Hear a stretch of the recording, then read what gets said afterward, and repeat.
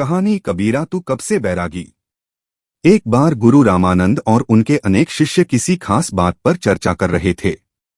उन दिनों शौर्या की शंकराचार्य शास्त्रार्थ में सबको हराते हुए काशी की ओर बढ़ते आ रहे हैं और अब काशी में उनका किस तरह से सामना किया जा सकता है। वहीं पर कबीर भी चुपचाप बैठे थे, पर वे एक शब्द भी नहीं बोले। सबकी बातों को कबीर चुपचाप सुनते रहे। रामानंद उठकर जैसे ही गए, सब शिष्य अपना अपना काम करने में लग गए। कबीर तथा कुछ शिष्य बैठे रहे। इतने में किसी ने सूचना दी कि शंकराचार्य रामानंद को पूछते हुए इधर ही चले आ रहे हैं। कबीर आश्रम के बाहर आकर बैठ गए। थोड़ी देर बाद कबीर देखते हैं कि शंकराचार्य दंडकमंडल लिए अपने शिष्यों के साथ चले आ रहे हैं। शंकराचार्य ने पास आते ही कबीर से रामानंद के बारे में पूछा। कबीर ने उन्हें ठहरने के लिए जगह दी। प्रातःकाल का समय था। कबीर ने शंकराचार्य से कहा, आप तब तक स्नानादि से निवृत्त हो जाइए। रामानंद कहीं गए हैं, अब आते ही होंगे। शंकराचार्य शौच के लिए तैयार हुए तो कबीर से पूछा कि शौच के लिए किधर जाना है।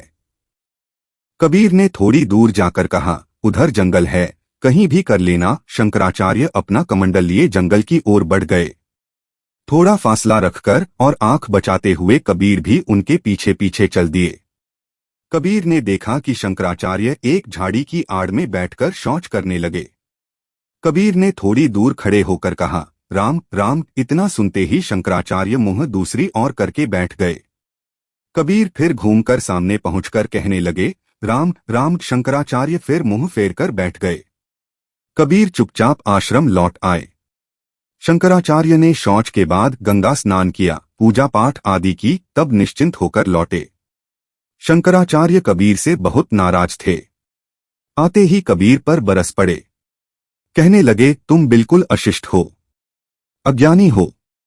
तुमको इतना भी ज्ञान नहीं कि शौच करते समय अशुद्धावस्था में होते हैं और उस समय यदि बोलता तो राम नाम भी अशुद्ध हो जाता। कबीर और शंकराचार्य की आवाजें सुनकर रामानंद के अन्य शिष्य भी वहां आ गए।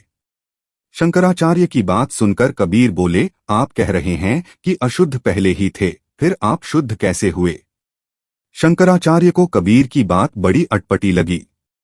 शंकराचार्य ने कहा, शुद्ध कैसे हुए, गंगा स्नान करके और कैसे। कबीर ने फिर कहा, आप तो शुद्ध हो गए, लेकिन गंगा का पानी अशुद्ध हो गया। उसमें जो भी स्नान करेंगे सब अशुद्ध हो जाएंगे। शंकराचार्य कबीर को तीव्र बुद्धि वाला समझकर उत्तर देने लगे, गंगा का पानी तो वायु के स्पर्श से शुद्ध हो गया। इस पर कबीर ने पूछा, तब तो वायु दूषित हो गई, अब वायु का क्या होगा। शंकराचार्य ने फिर उत्तर दिया, अरे नासमझ, उस वायु को यज्ञ से पवित्र किया। कबीर बड़े प्रखर बुद्धि के साधक थे। फिर शंकराचार्य से उन्होंने एक प्रश्न कर दिया, तब तो यज्ञ अशुद्ध हो गया। यह तो बहुत बुरा हुआ। शंकराचार्य ने कहा, बुरा क्या हुआ, यज्ञ को भी मैंने शुद्ध कर दिया। कबीर बोले, यज्ञ किस चीज से शुद्ध कर दिया। शंकराचार्य ने तुरंत उत्तर दिया, राम नाम से। इतना सुनते ही कबीर ने कहा, यह तो आपने बहुत बुरा किया, आपने राम नाम अशुद्ध कर दिया। हम सब राम का नाम ध्यान करते हैं। शंकराचार्य थोड़ा आवेश में आकर बोले, अरे बच्चे, राम नाम तो कभी अशुद्ध होता ही नहीं, वह तो दूसरों को शुद्ध करता है। इतना सुनते ही कबीर बोल पड़े, फिर शौच करते समय राम नाम कैसे अशुद्ध हो जाता। अभी आपने कहा कि राम नाम हमेशा शुद्ध रहता है। इससे पहले आप कह रहे थे कि मैं अशुद्धि में था, इसलिए राम नाम नहीं ले सकता था। राम नाम अशुद्ध हो जाएगा। इतना कहकर कबीर ने अपने साथियों से कहा, ले लो इनके इंडकमंडल। जब ये रामानंद के शिष्य से नहीं जीत पाए तो उनसे मिलकर क्या करेंगे। रामानंद के शिष्यों ने शंकराचार्य के दंडकमंडल ले लिए। जाते समय शंकराचार्य ने पूछा, हे रामानंद के श्रेष्ठ शिष्य, क्या अपना नाम बता सकोगे। इतना कहना था कि कबीर के एक साथी ने कहा, इनका नाम कबीर है। शंकराचार्य ने कबीर को प्रणाम किया और चले गए। इधर कबीर ने अपने साथियों से कहा कि गुरुजी का पता लगाओ कि वे कहाँ चले गए। जब उन्हें ढूंढा गया तो वे उपलों के बिटोरे में छिपे मिले। शिष्य ने आवाज लगाई, गुरुजी बाहर आ जाओ। शंकराचार्य भाग गए। यह सुनकर पहले तो रामानंद को विश्वास नहीं हुआ, फिर भी पूछा, यह कैसे हो गया था। शिष्य ने उत्तर देते हुए कहा, कबीर ने शास्त्रार्थ में हरा दिया और उनके दंडक मंडल छीन लिए। बिटीरे से निकलकर रामानंद अपने शिष्यों के पास पहुंचे।